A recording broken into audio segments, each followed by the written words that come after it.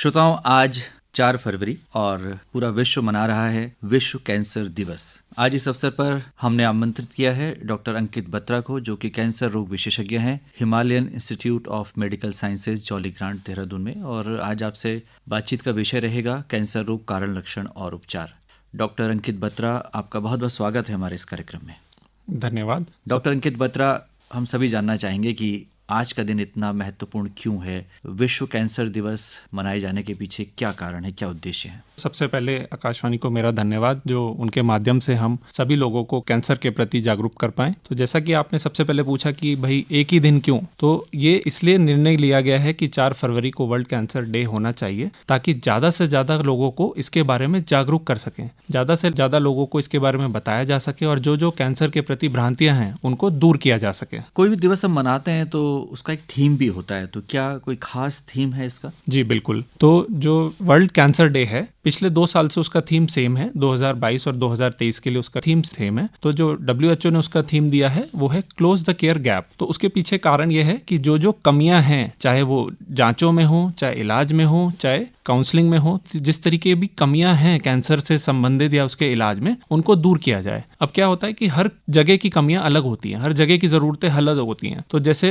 विदेशों की जो ज़रूरतें हैं, जरूरी नहीं है कि वो भारत की ज़रूरतें भी सेम हो। भाई हमारी प्रॉब्लम्स अलग हैं तो हमारी ज़रूरतें, हमारे सॉल्यूशंस भी अलग होंगे, हमारे उसके जो निवारण है वो भी अलग होंगे। और जरूरी नहीं कि जो मेट्रो सिटी में बैठे हैं जैसे दिल्ली या बॉम्बे, तो हमारी जो भौगोलिक स्थिति है, जैसे कि हमारा एक पहाड़ी राज्य है, उसके लिए हमारी स्थितियां बिल्कुल अलग है। तो इसीलिए क्लोज द केयर गैप दिया है कि अपनी ज़रूरतों के हिसाब से आप अपने निवारण ढूंढें, उसके अपने सॉल्यूशंस ढूंढें। कैंसर एक ऐसा रोग है जिसके बारे में तमाम भ्रांतियां हैं और एक आम आदमी जब कैंसर की बात सुनता है तो घबरा जाता है, डर लगता है। कैंसर वास्तव में क्या है डॉक्टर साहब, और कौन से लोग हैं जो रिस्क में रहते हैं? बिल्कुल आपने सही कहा कि कैंसर होता है तो परिवार घबरा जाता है। हम लोग तो बल्कि ये भी कहते हैं कि कैंसर कभी भी एक आदमी को नहीं होता, एक इंडिविजुअल को नहीं होता, एक परिवार को होता है, क्योंकि वो पूरे परिवार को ही झंझोड़ के रख देता है। तो अवेयरनेस फैलाने का सबसे मुख्य कारण यही है कि कैंसर से डरे नहीं, उससे लड़ना है, आपको और हमको मिलकर लड़ना है। तो कैंसर बेसिकली किसी भी सेल या कोशिकाओं का अनियंत्रित ग्रोथ या एकदम तेजी से बढ़ना, जो नॉर्मल सेल्स एक स्पीड से बढ़ते हैं उसको छोड़ के बहुत तेजी से अनियंत्रित बढ़ना, उसको बोलते हैं कैंसर।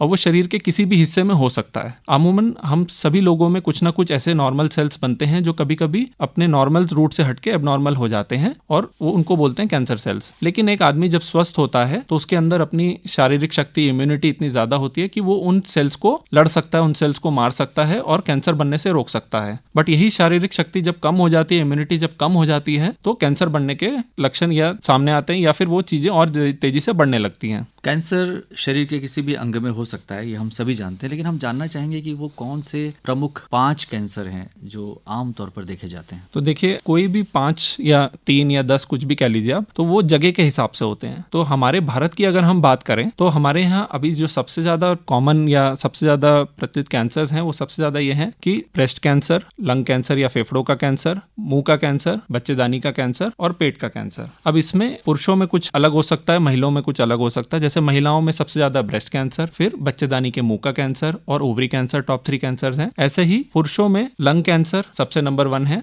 और उसके बाद फिर मुंह का कैंसर और फिर पेट का कैंसर। तो अब हम बात करेंगे कि कौन लोग हैं जो हाई रिस्क में है, जिनको होने की ज्यादा संभावना है, क्योंकि हम जब स्क्रीनिंग की बात कर रहे हैं तो ये जानना जरूरी है। तो देखिए, हाई रिस्क भी ऐसा नहीं है कि एक इंडिविजुअल या एक आदमी को ही हाई रिस्क सारे कैंसर्स के लिए होता है। अब मान लीजिए अगर कोई आदमी बीड़ी, सिगरेट, तंबाकू का सेवन बहुत ज्यादा कर रहा है या रेगुलर कर रहा है या शराब का सेवन कर रहा है, तो उनको मुंह का कैंसर, लंग का कैंसर, पेट का कैंसर होने की संभावना बहुत ज्यादा रहती है। ठीक है। ऐसे ही अगर हम स्तन कैंसर की बात करें तो वो महिलाएं जो अभी एक्सरसाइज कम कर रही हैं या वेट ज्यादा है या फिर उनके हार्मोनल डिसबैलेंस है, तो उनमें वो कैंसर होने के लक्षण ज्यादा हैं। ऐसे ही उम्र भी होती है। तो कुछ कैंसर होते हैं जो बच्चों में या मध्यम अवस्था में ज्यादा होते हैं, कुछ ऐसे होते हैं जो वृद्धावस्था में ज्यादा होते हैं। ऐसे ही दूसरे प्रकार के कैंसर, जैसे कि पेट के कैंसर की बात करें तो हमारे खान पान से बहुत कुछ उस पर डिपेंड करता है। अगर हम जंक फूड ज्यादा खाएं या कोयले पे बना हुआ खाना ज्यादा खाएं या मिर्च मसाले वाला खाना ज्यादा खाएं, तो उससे वो कैंसर होने की संभावना ज्यादा रहती है। तो अलग अलग जगह के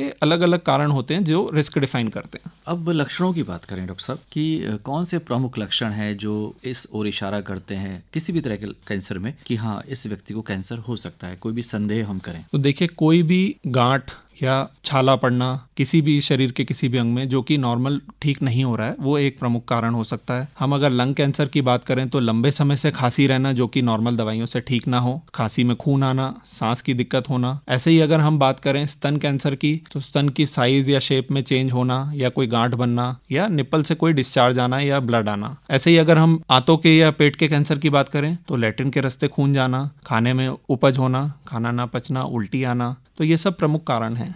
आमतौर पर जब हम महिलाओं की बात करते हैं तो स्तन कैंसर बहुत ही कॉमन है और सर्वाइकल कैंसर भी आजकल इसके बारे में ज़्यादा सुनने में आ रहा है। इसका टीका है क्या? जी बिल्कुल, आपने सही कहा कि स्तन कैंसर के लिए तो अभी कोई टीका नहीं है, लेकिन सर्वाइकल कैंसर प्रिवेंशन के लिए टीके उपलब्ध हैं, जिसको ह्यूमन पेपिलोमा वायरस के अगेंस्ट वैक्सीन जो बनी है वो अवेलेबल है। तो उसकी वजह से और जागरूकता की वजह से सर्वाइकल कैंसर जो आज से 5-10 साल पहले नंबर 1 कैंसर होता था वो अब खिसक के दूसरे तीसरे पायदान पे आ गया है और ब्रेस्ट कैंसर पहले पे आ गया है। तो इन टीकों की वजह से ही काफी फायदा हुआ है। तो ये टीके जो हैं यूजुअली 9 से 13 या 14 साल की उम्र की बच्चियों को लगते हैं और ये आगे जाके उनको ह्यूमन पेपिलोमा वायरस के इन्फेक्शन से बचा के और सर्विक्स के कैंसर जो कि बच्चेदानी का मुंह का कैंसर है उससे बचाते हैं। डॉक्टर साहब, आपने आरंभ में ही चर्चा की थी कि कैंसर से डरना नहीं है, उससे लड़ना है, लेकिन जैसे ही हम सुनते हैं कि कैंसर की जांच पॉजिटिव है तो पूरे परिवार ही से प्रभावित होता है, स्वयं उस व्यक्ति का मनोबल टूट जाता है। आप क्या कहेंगे, किस तरह से हम अपने को मजबूत करें? तो देखिए, इसमें सबसे पहले परिवार, जो इमीडिएट परिवार होता है और जो डॉक्टर हैं जिनसे वो ट्रीटमेंट करा रहे हैं, उनकी पॉजिटिव काउंसलिंग, उनका मोटिवेशन बहुत जरूरी है। अब कैंसर भी कई प्रकार के होते हैं, कई स्टेजेस के होते हैं, तो स्टेज के हिसाब से और किस प्रकार किस जगह का कैंसर है उसके हिसाब से पेशेंट की काउंसलिंग या परिवार की काउंसलिंग की जाती है। तो आज के ज़माने में साइंस ने इतनी तरक्की करी है कि कुछ काफ़ी नई तरीके के सर्जरी, रेडिएशन की टेक्निक्स, नई तरीके की दवाइयाँ जिन्हें कीमोथेरेपी, टारगेटेड थेरेपी, इम्यूनोथेरेपी, ये सारी चीज़ें आज की डेट में भारत में भी उपलब्ध हैं। तो इनकी वजह से अगर हम 10 साल पहले के मुकाबले आज के कंपेयर करें तो कैंसर के ठीक होने के चांसेस 20 से 30% बढ़ गए हैं। तो हमें पॉजिटिव काउंसलिंग, सही काउंसलिंग पेशेंट्स की, उनके साथ वालों की, परिवार की बहुत ज़रूरी है। ज़्यादातर पेशेंट जो ट्रीटमेंट छोड़ देते हैं या इलाज से भागते हैं या ट्रीटमेंट से या जांचों से, इवन बायोप्सी से भी भागते हैं, वो इसीलिए भागते हैं क्योंकि उनके मन में बहुत सारी भ्रांतियां हैं जो समाज के थ्रू आ जाती हैं। एक डॉक्टर को डायग्नोसिस के टाइम पे सबसे पहले उन भ्रांतियों को दूर करना है और उनकी पॉजिटिव काउंसलिंग और मोटिवेट करना है। हमने देखा कि बहुत सारे लोग हैं जो कैंसर को हरा पाए हैं और ऐसे हमारे पास बहुत सारे उदाहरण हैं जिसमें सेलिब्रिटीज भी हमारे साथ हैं। हम जानना चाहेंगे कि वो कौन सी जांचें हैं, क्योंकि ऐसा कहा जाता है कि अगर हम पहले पकड़ लें कैंसर को शुरुआती दौर में तो उसका इलाज ज्यादा आसान है। आप क्या कहेंगे? देखिए, इसमें दो चीजें होती हैं। एक होता है स्क्रीनिंग। स्क्रीनिंग होती है उन लोगों की जो उनको कैंसर या ऐसी कोई बीमारी या लक्षण नहीं है लेकिन वो हाई रिस्क में है, उनको हो सकता है। तो ऐसे नॉर्मल लोगों की जांचें को स्क्रीनिंग बोलते हैं। अब स्क्रीनिंग वहां की जाती है जहां होने की चांसेस बहुत ज्यादा हो और वो कॉस्ट इफेक्टिव भी हो, ताकि वो देश पे या सरकारों पे बर्डन ना बने। तो कुछ तरीके की जांचें होती हैं, जैसे महिलाओं में 40 साल की उम्र के बाद स्तन का मैमोग्राम हर साल में एक बार होना चाहिए, 65 या 70 साल की उम्र तक। ऐसे ही जो बच्चेदानी की जांच होती है इन्फेक्शन के लिए कि ह्यूमन पेपिलोमा वायरस तो नहीं है या कुछ उसमें सेल्स में चेंजेस तो नहीं आए, तो ऐसे कभी भी जैसे कोई महिला किसी भी जांच के लिए जा रही है अपने जच्चा बच्चा डॉक्टर के पास, तो वो जांच करने में को स्क्रीनिंग बोलते हैं। फिर कोलोन कैंसर में भी दूरबीन के रास्ते, कोलोनोस्कोपी जिसको बोलते हैं, उसके थ्रू कैंसर स्क्रीनिंग का अच्छा खासा रोल है। मुंह के कैंसर जो है, जब भी आप कभी अपने किसी भी डॉक्टर को, चाहे वो फिजिशियन हो, दांतों के डॉक्टर हो या किसी भी तरीके, जरूरी नहीं है कि कैंसर के डॉक्टर के पास ही जाना है, तो वो ओरल एग्जामिनेशन कर सकते हैं। ठीक है, कभी कोई आपको इन्फेक्शन हो या कोई बीमारी हो, रूटीन कभी कभार चेस्ट एक्सरे होते हैं, तो उसमें भी हम स्क्रीनिंग कर सकते हैं कि भाई कोई फेफड़े की गांठ है वगैरह या कैंसर तो नहीं है। तो अलग अलग हिस्सों के हिसाब से कुछ ऐसी जांचें हैं जो रेगुलर करानी चाहिए और कुछ चीजें अब सरकारी प्रोग्राम्स में भी आने लग गई हैं कि उसको स्क्रीनिंग को कैसे सरकार बढ़ावा दे और कैंसर को होने से पहले या शुरुआती लक्षणों में ही पकड़ा जा सके।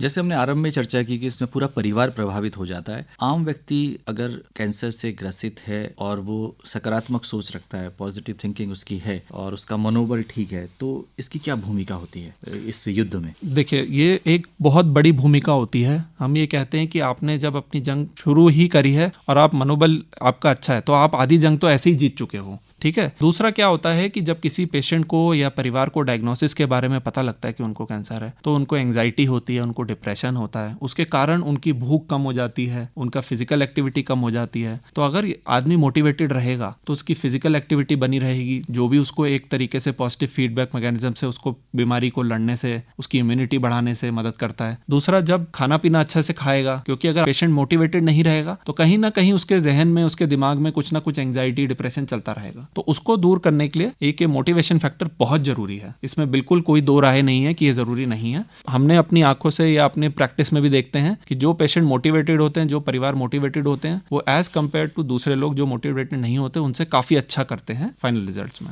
डॉक्टर साहब, अब ये बताइए कि आपका इतना लंबा अनुभव है कैंसर के ट्रीटमेंट का और लगातार ओपीडीज में लोग आते होंगे आपके पास, आपको क्या लगता है कि क्या कारण है, लोग देर से क्यों आते हैं? क्या वो लक्षणों को नज़रअंदाज करते हैं या जागरूकता की कमी है? देखिए, उसमें मल्टीपल कारण है, बहुत से कारण हैं। पहला कारण यही कि शुरुआत में ज़्यादातर लोग जो इंटीरियर्स में रहते हैं, क्योंकि मैंने शुरू में ही बताया कि हमारी भौगोलिक स्थिति ऐसी है कि ज़्यादातर पहाड़ी राज्य है, तो लोगों के लिए आना जाना आसान नहीं रहता है। तो छोटी मोटे लक्षण वो इग्नोर करते हैं जब तक कि वो बड़ी समस्या ना बन पाए। दूसरा ये कि जो हमारे हेल्थ केयर प्रोफेशनल्स हैं जो कि इस चीज़ से रिलेटेड नहीं है, चाहे वो जनरल फील्ड में हो, चाहे वो आशा वर्कर हो, चाहे वो नर्सिंग हो, हमें उनको ट्रेन करने की जरूरत है ताकि वो इन लक्षणों को जल्दी पकड़ के पेशेंट को गाइड कर सके सही जगह पहुंचने में। तीसरा जो मुख्य कारण है वो है फाइनेंशियल इंस्टेबिलिटी, कि बहुत से लोग बेचारे जो असमर्थ हैं जांचें कराने में, तो उनको भी हमें जागरूक करना है कि अब सरकार की तरफ से, केंद्र और राज्य सरकार की तरफ से काफी बड़ा आयुष्मान भारत योजना चलाई जा रही है, जिसमें काफी तक पेशेंट की मदद हो पाती है। तो काफी लोग फाइनेंशियल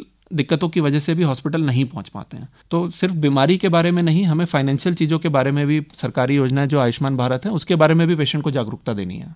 कैंसर किसी को भी हो सकता है, लेकिन कई बार हम ऐसी चीज़ों का सेवन करते हैं जो एक बहुत बड़ा कारक बन जाती हैं। आप मेरा इशारा समझ रहे होंगे। जी, मैं धूम्रपान की बात कर रहा हूँ कि तंबाकू से बने उत्पाद और बीड़ी, सिगरेट या धूम्रपान करना, ये कितना घातक है, इससे तो हम बच सकते हैं। जी बिल्कुल, आपने सही कहा कि जो तंबाकू का किसी भी तरीके से, चाहे वो स्मोकिंग हो, चाहे तंबाकू खाना हो या शराब का सेवन हो, ऐसे पदार्थों का किसी भी तरीके से सेवन नहीं होना चाहिए। और अगर हम ये चीज़ें अवॉइड करते हैं या नहीं करते हैं तो हम कम से कम कैंसर का, जो इससे रिलेटेड कैंसर है, उनका इंसिडेंस जो है 80% तक कम कर सकते हैं। ठीक है। और इसके अलावा हमें खान पीन की तरफ भी ध्यान देना है। खान पीन का मतलब सिर्फ ये नहीं है कि खाना पीना 24 घंटे खाना, उसका मतलब ये भी है कि सही चीज को खाना, न्यूट्रिशन चीज को। बहुत से यंग युवा जनरेशन जो है वो जंक फूड की तरफ जा रही है, तो वो भी एक बहुत बड़ा फैक्टर है जिसकी वजह से बीमारी काफी ज्यादा बढ़ती जा रही है। तो हमें उनको ये भी जागरूक करना है कि जो फल हैं, सब्जी हैं ताजी, उन पे भी ज्यादा ध्यान देना है। डॉक्टर अंकित बत्रा, क्या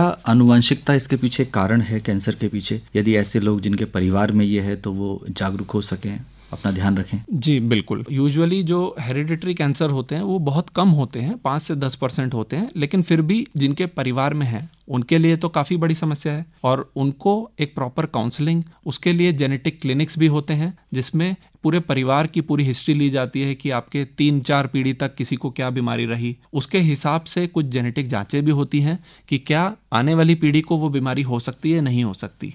तो आजकल हम लोग उस चीज़ पे भी काफ़ी बढ़ावा दे रहे हैं और हमने अपनी प्रैक्टिस में भी देखा है कि काफ़ी लोग इससे बच पाए हैं। तो जिनके परिवार में अच्छी खासी हिस्ट्री है, ठीक है, उसका मतलब ये नहीं कि किसी एक लोग को हुआ हो तो आगे सबको होगा। कहने का मतलब है 2-3 लोगों को हुआ है और अपने डॉक्टर से उसकी सलाह लें, उसके बारे में डिस्कशन करें कि क्या वो परिवार में और किसी को हो सकता है। तो कुछ तरीके के कैंसर होते हैं जैसे ब्रेस्ट कैंसर, स्तन का कैंसर या ओवरी का कैंसर। तो ऐसे कैंसर आगे पीढ़ी दर पीढ़ी जेनेटिक वे में फैल सकते हैं, लेकिन उसके लिए ऐसा नहीं है कि सबको होगा ही होगा। उसके लिए स्पेसिफिक जांचें हैं जो अपने कैंसर स्पेशलिस्ट से मिलके आप जांचें करा के अपनी चिंताओं को दूर कर सकते हैं। डॉक्टर अंकित बत्रा, कार्यक्रम के अंत में क्या कहना चाहेंगे श्रोताओं से? सबसे पहले तो मैं अपने सभी पेशेंट्स को वर्ल्ड कैंसर दिवस की जो जागरूकता है उसके लिए मोटिवेट करना चाहूंगा कि कैंसर से डरे नहीं, कैंसर शब्द सुन के घबराएं नहीं, ठीक है। और किसी को कोई छोटा लक्षण भी हो, कुछ भी हो, तो अपने निकटतम किसी भी डॉक्टर से मिलके उसके बारे में खुल के बात करें, ठीक है। और जितने भी हमारे पेशेंट ट्रीट हो चुके हैं, जो कि हमारे कैंसर सर्वाइवर्स हैं, मैं उनको भी ये कहूंगा कि वो भी समाज में आगे आएं और जागरूकता फैलाने में हमारी मदद करें। डॉक्टर अंकित बत्रा, आज आप इस कार्यक्रम में आए और बहुत ही महत्वपूर्ण जानकारी आपने विश्व कैंसर दिवस के अवसर पर हमारे श्रोताओं के साथ साझा की। आपका बहुत बहुत आभार, धन्यवाद। धन्यवाद।